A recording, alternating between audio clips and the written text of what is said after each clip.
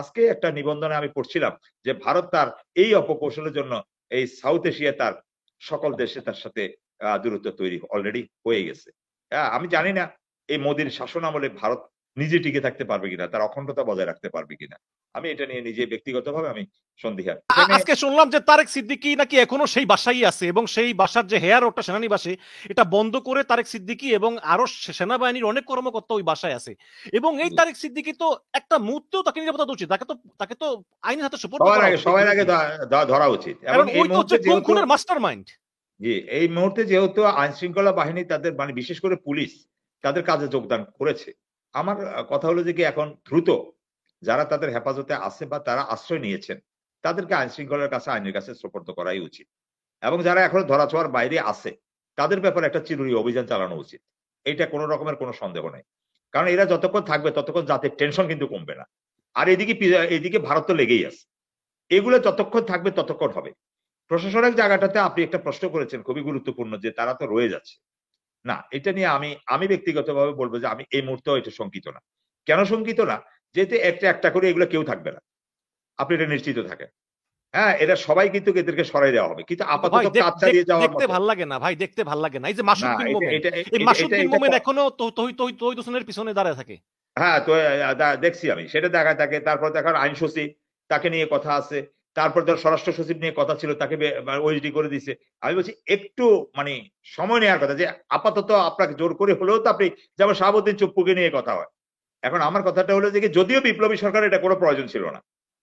হ্যাঁ, যে কার কাছ থেকে শপথ নেবে, কি নেবে, হ্যাঁ, এটা চিফ জাস্টিসকে দিয়েও হইতে পারত। হ্যাঁ, বা যেটাই হোক, হ্যাঁ, একজন বিচারপতিকে দিয়েও হতে পারত। কিন্তু তারপরেও যেহেতু এটা রাখা হয়েছে, আমি যেহেতু বুঝি আরকি, যতটুকু বুঝি ততটুকু বা ভিতরে খোঁজ খবর রাখি যে আপাতত কোনোভাবে যেন এই সরকারকে একটা লেজিটিমেসি দেওয়া যায়। এটার জন্য রাখা হয়েছে। কিন্তু শেষ মুহূর্ত পর্যন্ত সুপ্পু কতটুকু থাকতে পারবে আমি আমি আসলে সন্দিহান। হ্যাঁ, এটা নিয়ে এমনি কানাঘুষা চলছিল। এটার ভিতরে আজকে আইন উপদেষ্টা আমাদের সবার পরিচিত মুখ আসিফ নজরুল সাহেব উনি ব্যাখ্যা দিয়েছেন যে না এটা ঠিক না। এবার আপনার সংখ্যালঘুদের কথা বলি যে এইটা দিয়ে যে গেমটা এটাও আস্তে, আস্তে চলে গেছে। কিন্তু এটা দিয়ে যে কথা এটাও কিন্তু একটা অপকৌশল ছিল। কারণ কি জানেন বাংলাদেশে 5% হলো আপনার হিন্দু সম্প্রদায় বা বিভিন্ন সম্প্রদায়ের লোক। বা এখানে যদি আপনি ওদের ছাত্রদের মতো করে তাদেরকে সামনে রেখে আপনি আন্দোলন করতে চান, ভারতের মদদে, হ্যাঁ, এই আন্দোলনটা হালে পানি পাবে না। এবং এটার জন্য সকল দলের মতের মানুষরা যেভাবে আমাদের মানে বিভিন্ন বিশেষ করে হিন্দু সম্প্রদায়ের মানুষকে যেভাবে মানে দিয়েছে, মানে আশ্রয় মানে কি বলবো প্রোটেকশন দিয়েছে, এটা অতুলনীয়। এখানে আমি আপনাকে আরেকটা কথা আপনার সাথে আমি যোগ করতে চাই যে এখানে ভারত যে কথাটা বলে আমাদেরকে জুজুর ভয় দেখায়, ভারতকে কে বলে যে আমাদের হিন্দু ভাইদেরকে নিয়ে তাদের মাথা ঘামাইতে? হিন্দু আমাদের সম্পত্তি, বৌদ্ধ আমাদের সম্পত্তি, খ্রিস্টানও আমাদের সম্পত্তি। আমরা সবাই এক ছাতার নিচে। আমরা তো তাদেরকে নিয়ে টেনশন করি না। আপনি তাদেরকে নিয়ে এত টেনশন কেন? আপনি মুসলমান নিয়ে তো টেনশন করেন না। আপনি হিন্দু নিয়ে টেনশন করেন কেন? এই যে তাদের একটা মানে কূটকৌশল, এটা একদিকে ভালো, আপাতত আমাদেরকে টেনশন বাড়াচ্ছে। কিন্তু বহির্বিশ্বে তাদের মুখোশটা উন্মোচন হয়ে যাচ্ছে। আজকে একটা নিবন্ধনে আমি পড়ছিলাম যে ভারত তার এই অপকৌশলের জন্য এই সাউথ এশিয়া তার সকল দেশে তার সাথে দূরত্ব তৈরি অলরেডি হয়ে গেছে।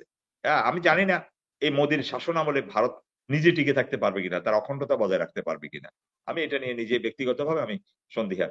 বিভিন্ন কলামিস্টরা ভারতীয় যে যারা এখনো বোদ্ধা সম্পন্ন আছে, ওই কথিত গদি মিডিয়া না।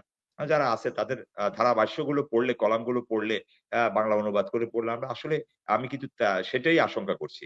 এটা একটা নির্বুদ্ধিতার কাজ হচ্ছে। এই যে একটা কথা বলি না আমি বিভিন্ন শোতে আমি বলছিলাম যে ভারত আপনি হাসিনা ভারতের বন্ধু। এই ভারতীয় বলতেছে। হাসিনা ভারতের বন্ধু। ভারত শশী থারুর, হাসিনার বন্ধু। শশী থারু। সরিদা কি বলছে? ভারত মানে হাসিনার বন্ধু ভারত। ভারতের বন্ধু হাসিনা। ভারতের বন্ধু কিন্তু বাংলাদেশ না। উনার কথাটা তাৎপর্যটা ছিল এই জায়গায় হুম। যে মানে হাসিনার বন্ধু ভারত। কিন্তু ভারতের বন্ধু হাসিনা। ভারতের বন্ধু কিন্তু বাংলাদেশ হইল না। এই যে হলো না এবং হওয়ার যে তাদের চেষ্টাও নাই অন্তত আজ পর্যন্ত। এটা তো তাদের ভাষ্যতেই বোঝা গেল। এখানে একটা এমনি প্রশ্ন বলে যে করি কি আপনাকে, এটা জি, প্রশ্ন করি আপনাকে এই ব্যাপারে, এই প্রশ্নটা করি, সেটা হচ্ছে যে এই আপনার শ্রীলঙ্কার থেকে কিন্তু পালিয়ে গিয়েছিল রাজাপক্ষে, ভারত আশ্রয় দেয় নাই। আফগানিস্তান থেকে আশরাফ ঘানি পালিয়েছিল, ভারত তাও আশ্রয় দেয় নাই, ভারত হাসিনাকে আশ্রয় দিয়েছে। আশ্রয় দিয়েছে, শুনি নাকি আবার ডেস্কও দিয়েছে। শশী থারু আবার আপনি বলেন যে আপনি এইমাত্র মেনশন করলেন, শশী থারু বলছেন যে হাসিনা ভারতের বন্ধু, ভারত হাসিনার বন্ধু। আবার হাসিনা আবার ভারত থেকে গুটিবাজিও করতেছে। তো এগুলো আসলে বন্ধ করা উচিত কিনা? আর আরে এতে ভারতের সঙ্গে আমাদের সম্পর্ক ক্ষতিগ্রস্ত হওয়ার সম্ভাবনা আছে কিনা? না, ক্ষতিগ্রস্ত তো হচ্ছেই, কারণ আরেকটা সুযোগ ছিল, এমনি তো ক্ষতিগ্রস্ত হয়ে গেছে বিগত 15 বছরে আমাদের নির্বাচনগুলোকে হস্তক্ষেপ করে করে। এবং ভারত যে কতটা নিল, যে এটা তো হাসিনার ছেলে সজীব ওয়াজেদ, আমি আর ওই পরেরটা বলি না, তার নিক নামটা কিন্তু আমি বলি না এখন, কারণ এটা জয় মানে ভিক্টরি। হ্যাঁ, তো সুতরাং ওই যে সজীব ওয়াজেদ পর্যন্ত বলি। তো উনি তো বলে দিয়েছেন উনি নির্বাচন চায় ভারতের মতো, ভারতের হস্তক্ষেপ চায়। তাহলে আপনি বুঝেন তার মতো রাষ্ট্রদ্রোহী, যেখান থেকে সে এখনো ভারতের মাধ্যমে নির্বাচন করবে 90 দিনের মধ্যে, সেখানে তারা চায় এবং বলতেছে যে আওয়ামী লীগ আবার ক্ষমতায় আসবে। এটার চেয়ে চরম রাষ্ট্রদ্রোহিতা আর কি হতে পারে? এটার পরেও, এই পতিত হওয়ার পরও তাদের শিক্ষা হয়েছে। তাহলে ভারত 14 নির্বাচন, 18 নির্বাচন, 24 নির্বাচন, আমি 9টা বাদে দিলাম। তাহলে আপনি দেখেন তো, যে এই নির্বাচনে ভারত যে হস্তক্ষেপ করছে, এতে মানুষের সাথে তাদের দূরত্ব 15 বছরে কোথায় গিয়ে ঠেকছে? 15 বছরে ধীরে ধীরে যে ঠেকছে, একটা সুযোগ এই গণ অভ্যুত্থান এনে দিয়েছিল, যে ঠিক আছে ভারত তাকে উপলব্ধি করতে পারবে। ভারত প্রথম সেরকমই বলেছিল যে যতটুকু সময় প্রয়োজন হাসিনাকে ততটুকু সময় তারা দিতে চান অন্য গন্তব্য ঠিক করার জন্য। এখন আবার কেন তারা এরকম আষ্টে পৃষ্ঠে তাদের ক্যান্টনমেন্টের ভিতরে রেখে ওনাকে রাজনীতি করার, স্টেটমেন্ট করার সুযোগ দিচ্ছে? তাহলে ভারত ইচ্ছাকৃতভাবে, আমি আজ পর্যন্ত, কালকে সকালের কথা জানি না, এখন আর আপনি আর আমি যখন শো করছি তখন পর্যন্ত আমরা বুঝতে চাই, বিশ্বাস করতে চাই, ভারত হাসিনাকে পুষে বাংলাদেশে অশান্তি তৈরি করতে চায়। উনি এই 75-এর নির্মম হত্যাকাণ্ডের পরেও তো হাসিনা আসে ভারতেই তো রাজনৈতিক আশ্রয় ছিলেন। সেখান থেকে তো বাংলাদেশের জিয়াউর রহমান সাহেব ওনাকে 80 ঢুকতে দিলেন, 20 দিনের মাথায় উনি মারা গেলেন, 13 দিনের সফল মাথায়। ভারত সফল হবে কি পলাশ ভাই? না, ভারতে এবার ওই প্রেক্ষাপট আর এই প্রেক্ষাপট এক না। কারণ ভারতের ওই ভিডিওটা বারবার দেখা উচিত, যে সেদিন যেদিন গণভবনকে ইয়ে করা হয়েছিল, যেদিন সংসদ ভবন ইয়ে করা হয়েছে, মানুষের যে ক্ষোভ, যে উত্তাল ঢেউ, ভারতের ওটা আমি দেখা উচিত। আমি একজনের সঙ্গে আলাপ করতেছিলাম, তিনি তিনি আসলে বলতেছিলেন যে মানে আমার কাছে খুব অবাক লাগলো যে আসলে বাংলাদেশের ব্যাপারে ভারতের বিজেপি বা পররাষ্ট্র মন্ত্রণালয় আসলে দেখাশোনা করতো না। ভারতের যে সংস্থা, মানে যে মাদার অর্গানাইজেশন আরএসএস, এই আরএসএস এর যে সভাপতি রাম মাধব, এই রাম মাধব নাকি ওই ভারতীয় গোয়েন্দা সংস্থা র এর মাধ্যমে খবরাখবর নিত কি বাংলাদেশ সম্পর্কে।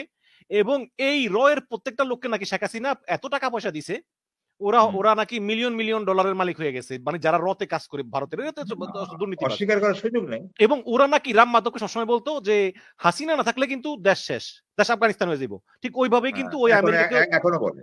এখনো বলে, এবং ওই ধারাটা এখনো বজায় আছে। এবং এটা যে কত বড় একটা রং আইডিয়া, সেই রং আইডিয়াতে কিন্তু ভারত কিন্তু অলরেডি তার মূল্য দেওয়া শুরু করেছে।